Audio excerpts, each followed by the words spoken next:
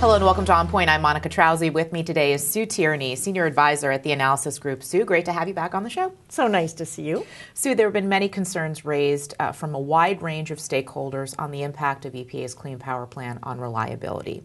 As the voices of concern grow louder, is this debate a constructive one? It can be, if people remember the reason why reliability organizations say, oh, we're looking ahead, we see there's going to be a problem. Usually what that does is get the industry focused on solving the problem. That's the way it always works. And so if that's how we think about it, I think it's a constructive thing. Is that what the NERC report did? Did it get people focused on it, or did it sort of stir things up a bit and cause even greater concern? Well, I do think it stirred things up, but I'm thinking back to a couple of years ago when NERC came up with a study that looked at the effect of the mercury and air toxics rule. And they identified that there'd be a lot of problems associated with the industry implementing that rule. But in fact, what we found was that it got people's attention. People solved the places where there would be problems, and that's where it's continuing to go. So I see it very similarly. In a recent report, you say reliability issues will be solved by the dynamic interplay of actions by regulators, entities responsible for reliability, and market participants, with many solutions proceeding in parallel. This is assuming, though, that all of these stakeholders are on the same page. That does not seem to be the case right now on the state level, within states. So how do states overcome that challenge of not being on the same page and getting to the point where they are truly moving in parallel? That's a really good question. But in some sense, that isn't different than what we've seen in the past, except the fact that there are these state plans that have to be built. So the reason I say that is we've seen a lot of prior environmental regulations in the past where either the states who represented the companies in their state felt like they didn't really like the fact that they had to do something that the federal government was telling them to do. But at the end of the day, when push came to shove, they got their act together and the industry did what it needed to do. What I see right now is that there's certainly a lot of jockeying that is always the case when there's a rule that's in proposal form. And we will see a final rule at some point in time. I do hear a lot of people who own power plants saying, really, let's just figure out what we need to do, rather than keeping this level of uncertainty going for many, many years. And we actually see market participants who see this as an opportunity coming forth with a lot of proposals. In places like PJM, where we studied, there's just about as much responding to the market signals and coming forth with proposals to build new power plants than there are power plants being retired. So you think that PJM, it's a unique example, and you think that they will not face reliability challenges? The part that's unique or similar to other places that are heavily dependent on coal-fired power plants, that puts it almost in the most active place where somebody has to respond to these new rules.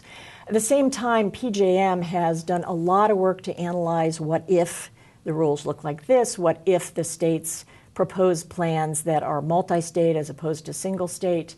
And I think the thing that's a clear takeaway from that process is that if the states honor, in some sense, the fact that they've got an interstate electricity market and try to follow that construct in their state plans, they're much more likely to have a wider set of reliability tools and a cheaper response to the rule in the end.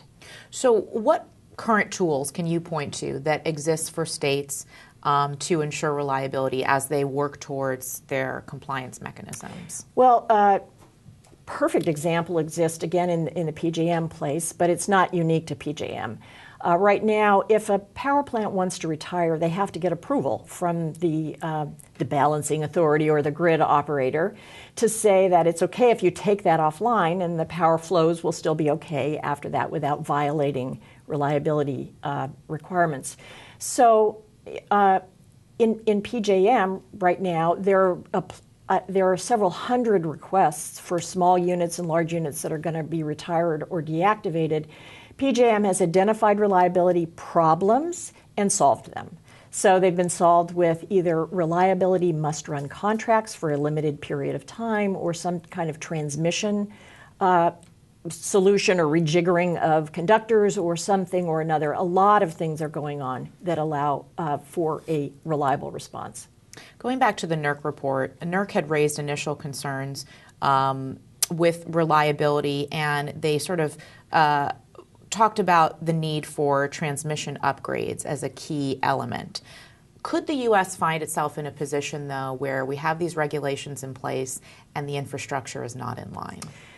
Hypothetically, of course, but in fact, the experience is that if there are transmission lines that are needed for reliability purposes, they have a much easier track record, so to speak, of getting their permits and approvals in a timely way.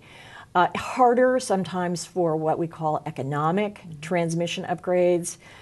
Somebody's advantage economically is viewed as a disadvantage to somebody else. But the ones that are identified as needing to be done for reliability purposes, those move forward. A growing number of voices are calling for states to just say no to the Clean Power Plan. We're hearing that phrase a lot. The plan, the way it's structured, it only works if states comply. So if enough states just say no, could they derail the Clean Power Plan? Well, you're probably going to get lots of answers from lawyers on that question. I'm not even a lawyer.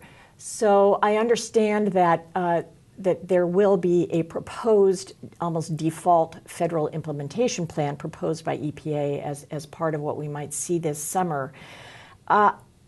Ironically, what I hear from industry people is that it may not serve them well to have their state just say no. That makes their situation much more difficult. They may be held responsible at the end of the day for making sure that there is compliance with emissions reductions. So I see a lot of counter pressures. Plus, I hear some of those states that are gearing up to file suit also having a lot of meetings to talk about a Plan B. All right, we're going to end it right there. Thank you for coming on the show. Nice to see you again. Thank you. And thanks for watching. We'll see you back here tomorrow.